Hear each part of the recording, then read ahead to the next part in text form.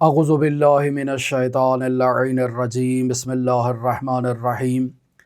کتاب گلشن احباب در کیفیت سیر و سلوک اولی الالباب، آیت اللہ علامہ سید محمد صادق حسینیہ طہرانی کی سلوک الی اللہ کے موضوع پر لکھی گئی نہایت ہی گراں قدر کتاب ہے، جس میں اللہ کی طرف سفر کرنے کے اصولوں کو بیان کیا گیا ہے، اور اس سفر میں جو فراز و نشیب پیش آتے ہیں ایک سالک کے سامنے، جو چیزیں ہوتی ہیں جن مراحل سے یہ سالک عبور کرتا ہے، تو نہایت ہی رہنما نقاط ایک مسافر الی اللہ کے لیے بیان کیے گئے ہیں کہ وہ ان کی رہنمائی کی روشنی میں اللہ کی طرف کامیابی کے ساتھ سفر کو طے کر سکتا ہے، اور ایک اللہ کا سچا عاشق، سچا محب بن کے اللہ کی بارگاہ میں پیش ہو سکتا ہے۔ آج آپ کی خدمت میں حال تجرد کے بارے میں گفتگو کریں گے، اور اس موضوع کو بیان کرنے سے پہلے مقدمتاً آپ کی خدمت میں دو تین سوالات کا جواب پیش کرنے کی کوشش کرتا ہوں۔ در واقع کچھ عرفانی اصطلاحات ہیں کہ جنہیں جاننا، جنہیں پہچاننا ضروری ہے۔ سب سے پہلے حال کسے کہتے ہیں؟ عرفان اسلامی کی زبان میں حال کسے کہا جاتا ہے؟ عزیزان محترم، حال ایک ایسی عارضی حالت کو کہا جاتا ہے جو قلب عارف پر اور قلب سالک کے اوپر یہ حالت طاری ہوتی ہے، یعنی اچانک سالک کے اوپر ایک ایسی حالت طاری ہو جاتی ہے، اور یہ حالت جو اچانک طاری ہوئی ہے وہ اس کے اپنے ارادے اور اختیار سے نہیں ہے، بلکہ غیر اختیاری حالت اس کے اوپر طاری ہوتی ہے، اور پھر یہ حالت ختم ہو جاتی ہے۔ اس حالت میں اس سالک کے اوپر حزن کی کیفیت بھی ہو سکتی ہے، سرور کی کیفیت بھی ہو سکتی ہے، قبض کی کیفیت بھی ہو سکتی ہے، اور بسط کی کیفیت بھی اس کے اوپر طاری ہو سکتی ہے، مختلف ہے۔ یہ عارضی حالت ہوتی ہے اور غیر اختیاری ہوتی ہے، اور پھر منقطع اور مرتفع ہو جاتی ہے، جبکہ اس کے مد مقابل ایک حالت عرفان اسلامی میں بیان کی جاتی ہے جسے مقام کہا جاتا ہے۔ ہم ان اصطلاحات کو پہلے بھی آپ کی خدمت میں انہی عرفانی دروس کے اندر بیان کر چکے ہیں۔ مقام ایک ایسی حالت کو کہا جاتا ہے جو اکتسابی بھی ہے اور پائیدار بھی ہوتی ہے۔ یہی آپ نمازیں پڑھتے ہیں، تہجد گزاری کرتے ہیں، قرآن مجید کی تلاوت کرتے ہیں، یہ سب اپنے ارادے اور اختیار سے یہ جو آپ عبادات انجام دے رہے ہیں، جو شریعت مقدسہ مطہرہ اسلامیہ میں بیان ہوئی ہیں، انہی عبادات کے نتیجے میں سالک کے اوپر ایک ایسی پائیدار کیفیت طاری ہوتی ہے جو آہستہ آہستہ تدریجاً سالک کے اوپر طاری ہوتی ہے، اور اس کے نتائج جو حاصل ہوتے ہیں وہ بھی پائیدار ہوتے ہیں۔ اس پائیدار کیفیت کو جو تدریجاً مرحلہ بمرحلہ ایک سالک، ایک عارف کے اوپر طاری ہوتی ہے، اس کیفیت کو مقام کہا جاتا ہے۔ پھر عرفان اسلامی میں دو اور اصطلاحات استعمال کی جاتی ہیں، ایک ہے خلع اور ایک ہے لبس۔ خلع کسے کہتے ہیں اور لبس کسے کہتے ہیں، یہ اصطلاحات بھی جاننا ضروری ہیں ان افراد کے لیے جو عرفان اسلامی کی راہ پر چل رہے ہیں، اللہ کی طرف سفر کر رہے ہیں۔ خلع عزیزان محترم دنیاوی نقائص سے رہائی کو خلع کہتے ہیں، یعنی آپ اس کو ایک سادہ مثال میں اس طرح سے کہہ لیں، صرف سمجھنے کے لیے، حقیقت ایسے نہیں ہے۔ سادہ مثال اس کی ایسے ہے کہ جیسے آپ نے دیکھا ہوگا سانپ اپنی کیچوی کو تبدیل کرتا ہے، اپنی جلد کو، اپنی کھال کو اتار لیتا ہے۔ جب یہ اپنی کھال کو اتارتا ہے تو اس حالت کو آپ کہہ سکتے ہیں خلع کی کیفیت، اور پھر وہ ایک نیا لباس پہنتا ہے، اس کیفیت کو کیا کہتے ہیں؟ لبس کی کیفیت کہتے ہیں۔ در واقع ایسا نہیں ہوتا ہے کہ سانپ ایک ڈریس کو اتار کر سائیڈ پہ رکھتا ہے، دوسرا ڈریس اٹھا کر اس کو پہننے کی جو ہے وہ کوشش کرنا شروع کر دیتا ہے، ایسا تو نہیں ہوتا ہے، لیکن اسے سمجھنے کے لیے ایسا جو ہے وہ بیان کیا جاتا ہے کہ ایک لباس اتر جاتا ہے اور دوسرا لباس جو ہے وہ نیا فریش لباس جو ہے وہ سانپ کے وجود پر آ جاتا ہے، حالانکہ وہ اس کے نیچے ہی ہوتا ہے، علیحدہ سے اس کو پہنا نہیں جاتا ہے۔ تو یہ در واقع خلع اور لبس کی کیفیت کو ایسے بیان کر سکتے ہیں۔ ایک عارف، ایک سالک جو اس کے وجود میں دنیاوی نقائص موجود ہیں، وہ ان نقائص کو ایک طرف سے برطرف کرتا ہے، تخلیہ کرتا ہے، اور پھر دوسری طرف سے تحلیہ کرتا ہے، یعنی اسے آراستہ کرتا ہے۔ پس خلا کی کیفیت کیا ہے؟ نقائص کو برطرف کرنا ہے۔ لبس کی کیفیت یہ ہے کہ نور الہی اور کمال الہی کا لباس جب سالک زیب تن کرتا ہے، یعنی اس کے وجود میں جو صلاحیتیں موجود ہیں ان صلاحیتوں کو فعلیت تک اور کمال تک پہنچاتا ہے، تو اس کیفیت کو، اس حالت کو عرفان اسلامی میں لبس کی کیفیت کہا جاتا ہے۔ اب ہم اپنے اصلی موضوع کی طرف آتے ہیں۔ موضوع یہ ہے کہ حال تجرد کسے کہا جاتا ہے؟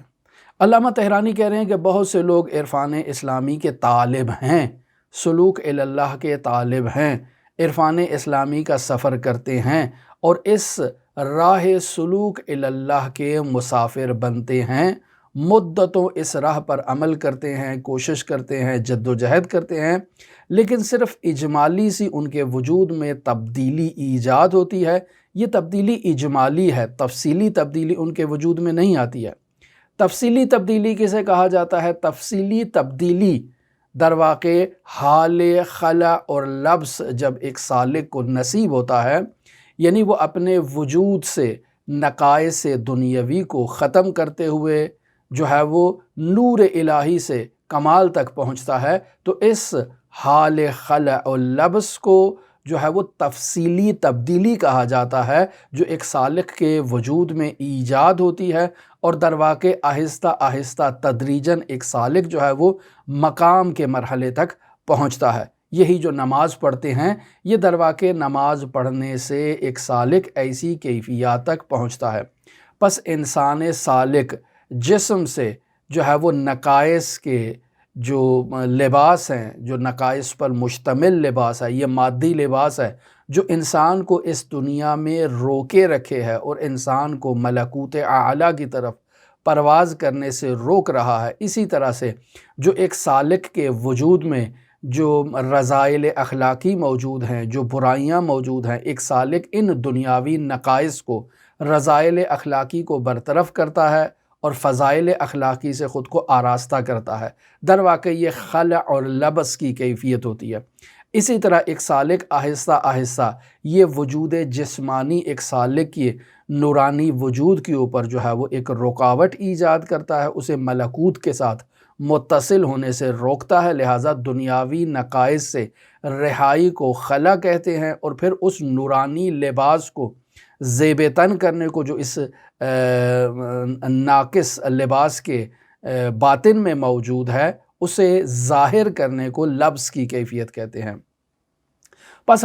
ہم اس خلا اور لبس کو سانپ کی کیچوی تبدیل کرنے سے سمجھنے کی کوشش کر سکتے ہیں، وگرنہ یہ حقیقت اس سے کہیں بالاتر ہے، کہیں اعلیٰ اور ارفع تر ہے۔ البتہ سمجھنے کے لیے وہاں سے یہ مثال اٹھائی جا سکتی ہے۔ لہٰذا سالک اپنے وجود سے خلا کرتا ہے، قوہ شہوانیہ کو خلا کرتا ہے، جو رذائل اخلاقیاں ہیں خلا کرتا ہے، وہ پست صفات جو ایک سالک کو ملکوت کی طرف پہنچنے سے روک رہی ہیں، اور مد مقابل جو ہے وہ جب یہ خلا کرتا ہے تو ساتھ ساتھ جو ہے وہ خود کو تحلیہ بھی کرتا ہے، یعنی لبس کی کیفیت میں بھی آتا ہے، رفتہ رفتہ کمال الہی، نور الہی کے لباس کو لبس کرتا ہے، پہنتا ہے، اور اپنے وجود میں موجود خدادادی صلاحیتوں کو فعلیت تک پہنچاتا ہے اور کمال تک جو ہے یہ سالک پہنچتا ہے۔ پس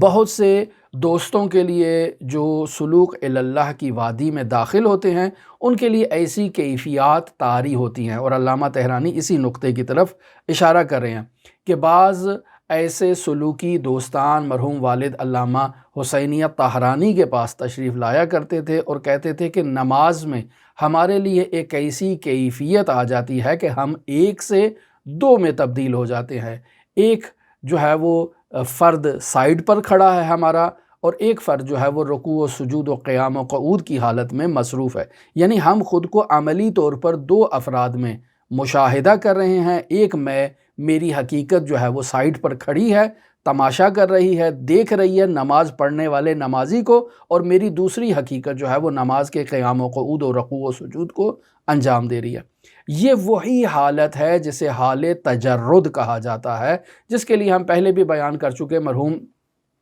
علامہ آیت اللہ مرزا جواد آغا ملخی تبریزی سے متعلق ہے، مرحوم اللہ حسین قلی حمدانی کے پاس ایک شاگرد تربیت کے لیے آیا۔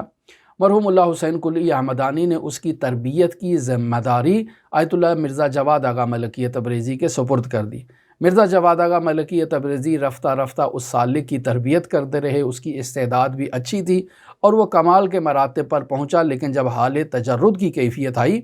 تو علامہ مرزا جواد آغا ملکی تبریزی اس شاگرد کو لے کر ملا حسین قلی حمدانی کے پاس گئے اور کہا کہ آپ ان کے لیے تجرد کی کیفیت کو ظاہر کریں اور اسے تجرد کی کیفیت کو سمجھائیں۔ تو ملا حسین قلی حمدانی نے کہا یہ تو کوئی مسئلہ نہیں ہے، اپنے ایک ہاتھ کے اشارہ یوں کیا تو وہ شاگرد کہتا ہے کہ میں اپنے وجود کو دو حصوں میں مشاہدہ کر رہا ہوں، ایک دائیں طرف بیٹھا ہے، ایک بائیں طرف بیٹھا ہے، میں دو حصوں میں تقسیم ہو گیا ہوں، یعنی دو میرے وجود ہیں، یعنی دو انسان ہیں، ایک ہی جو ہے وہ تمام خصوصیات کے اور مشخصات کے، میں اس طرح سے خود کو مشاہدہ کر رہا ہوں۔ تو پھر جو ہے وہ ملا حسین قلی حمدانی نے کہا یہ حالت جو ہے یہ تجرد کی حالت ہے۔ تو ایک ایسی ہی حالت کی طرف یہاں بعض افراد آتے تھے مرحوم علامہ حسینیہ طاہرانی کے پاس اور آ کر کہتے تھے کہ نماز کے دوران ہمارے لیے ایک ایسی کیفیت جو ہے وہ ہم پر طاری ہوتی ہے کہ ہم سائیڈ پر کھڑے ہیں اور ہم ہی جو ہے وہ نماز بھی پڑھ رہے ہیں، قیام و قعود و رکوع و سجود بھی کر رہے ہیں، اور دوسرا ہم جو ہے وہ اپنی اسی ہم کو مشاہدہ کر رہے ہیں، یعنی ہماری حقیقت دو حقیقتوں میں تبدیل ہو چکی ہے، ایک حقیقت نظارہ گر ہے اور دوسری حقیقت جو ہے وہ ان افعال کو انجام دے رہی ہے۔ پھر علامہ صادق طہرانی کہتے ہیں کہ ایک شخص نے میرے والد بزرگوار علامہ حسینیہ طاہرانی کے نام خط تحریر کیا اور اس نے خط میں کہا کہ بس اوقات توجہ جب انسان مراقبہ کرتا ہے، توجہ کرتا ہے، اور اسی توجہ کی کیفیت میں بس اوقات میں مشاہدہ کرتا ہوں کہ میرا جسم سائیڈ پر پڑا ہوا ہے اور بالکل ٹھنڈا ہو چکا ہے، بالکل بے جان ہو چکا ہے، بالکل گویا کہ خشک ہو چکا ہے، اور میری دوسری حقیقت جو ہے وہ اسی باڈی کے اطراف میں گھوم پھر رہی ہے اور اس کو مشاہدہ کر رہی ہے، اور یہ وہی حالت ہے جسے حالت کو حال تجرد کہا گیا ہے۔ پھر وہ اپنے خط میں مرحوم علامہ حسینیہ طاہرانی سے البتہ یہ کیفیت امیر المؤمنین علی ابن ابی طالب علیہ آلاف و تحیت و ثنا سے بھی نقل ہوئی ہے، نہج البلاغہ میں بھی نقل ہوئی ہے، ابی درداء کے واقعے میں خود سید الاوصیاء سے متعلق بھی نقل ہوئی ہے، جسے ہم بیان کر چکے کہ وہ ابی درداء کہتا ہے کہ میں نے دیکھا میرے مولا جو ہیں وہ رات کو نخلستان کی تاریکیوں میں جو ہے وہ کہیں جا رہے ہیں، مجھے یہ خوف ہوا کہ کہیں میرے مولا کے اوپر کو رات کی تاریکی میں حملہ آور نہ ہو، میں مولا کے پیچھے جاتا ہوں اور پیچھے جاتا ہوں، جا کر دیکھتا ہوں کہ مولا جو ہیں وہ مناجات میں مصروف ہیں، میں دور بیٹھ کر ان مناجات کو استماع کرتا ہوں، سنتا ہوں، ایک ایسی لذیذ مناجات ہوتی ہیں کہ مولا اپنے پروردگار سے مناجات میں مصروف ہیں۔ اچانک میں دیکھتا ہوں کہ وہ مناجات کی آواز منقطع ہو گئی ہے، میں آگے بڑھتا ہوں، جا کر دیکھتا ہوں تو مولا جو ہیں وہ بالکل غیر متحرک ہو چکے ہیں، ایسے جیسے علی ابن ابی طالب کے بدن سے روح مفارقت اختیار کر چکی ہے اور جدا ہو چکی ہے۔ تو میں فوراً سر پیٹتا ہوا روتا روتا آتا ہوں بیت الشرف میں اور دق الباب کرتا ہوں، جناب صدیقہ سوال کرتی ہیں کہ کیا ہوا؟ تو ابی درداء تمام ماجرا بیان کرتا ہے تو حضرت صدیقہ فرماتی ہیں کہ یہ علی کا معمول ہے۔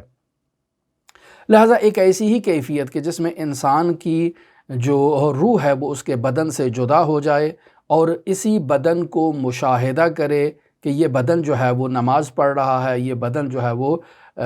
ذکر و اذکار کر رہا ہے، یہ حتیٰ میت کی صورت میں پڑا ہے اور بالکل بے جان ہے، بالکل غیر متحرک ہے، ٹھنڈا ہو چکا ہے۔ ایک ایسی ہی کیفیت کو جو ہے وہ خلا کی کیفیت کہتے ہیں، یا بعض تعبیرات میں اسے موت اختیاری سے بھی تعبیر کیا گیا ہے کہ مرحوم امام خمینی رحمۃ اللہ علیہ کا یہ نظریہ تھا کہ آیت اللہ بہجت اس موت اختیاری کے اوپر قادر ہیں، اور بعض جگہ ہم نے بیان کیا تھا کہ یہ کیفیت ایک سالک کے اوپر 3 دن تک بھی طاری رہ سکتی ہے۔ لہٰذا یہ سالک اسی قسم کا ایک سوال مرحوم علامہ سے پوچھتا ہے کہ اگر مجھ پر یہی کیفیت طاری ہو جائے کہ میری جو ہے وہ حقیقت نورانیہ بدن سے جو ہے وہ مفارقت اختیار کر جائے، جدا ہو جائے اور بدن کو نظارہ گر ہو اور بدن ٹھنڈا ہو چکا ہو، تو ایسی حالت میں جب ظاہرہ طبیب آئے گا، معائنہ کرے گا، دیکھے گا، کہے گا تو انا للہ و انا الیہ راجعون، اس کا تو انتقال ہو چکا ہے۔ اچھی طرح سے معائنہ کرے گا، اچھی طرح سے اس کا وزٹ کرے گا اور اس کی جو ہے وہ گواہی فوت جاری کر دے گا، اس کے سرٹیفکیٹ جاری کر دے گا کہ یہ مر چکا ہے۔ اور دوسرا فرد جو ہے وہ اس کی حقیقت ان تمام مراحل کو مشاہدہ کریے۔ اور روایات میں بھی ایک ایسی کیفیت بیان کی گئی ہے کہ جب انسان کی روح کو جو ہے وہ بدن سے جدا کر دیا جاتا ہے، یعنی اس کی تدبیر کو ختم کر دیا جاتا ہے، تو یہ روح جو ہے وہ بدن کو مشاہدہ کر رہی ہوتی ہے کہ اس کے ساتھ کیا سلوک کیا جا رہا ہے، اور یہ ان وراث کو بیان کرتی ہے، میں تو زندہ ہوں، میں تو ٹھیک ہوں، میں تو بالکل سرحال ہوں، آپ لوگ کیوں گریہ کر رہے ہیں، کیوں رو رہے ہیں، کیوں اس بدن کو جو ہے وہ غسل دے رہے ہیں، کیوں اسے دفنانا چاہ رہے ہیں۔ یہ موت کی کیفیت ہے۔ یہ موت، وہ موت جو خداوند متعال نے اجل حتمی جو ہے وہ انسان کے لیے مقرر کر رکھی ہے۔ تو اب یہاں یہ شخص سوال کرتا ہے کہ اگر میرے اوپر ایک ایسی کیفیت طاری ہو جائے اور میں واپس نہ لوٹوں تو پھر کیا کروں؟ یعنی بالاخرہ ایک ایسی کیفیت میرے اوپر طاری ہو چکی ہے۔ تو یہاں علامہ طحرانی در واقع اس شخص کو جواب میں یہ بیان کرتے ہیں کہ وہی خدا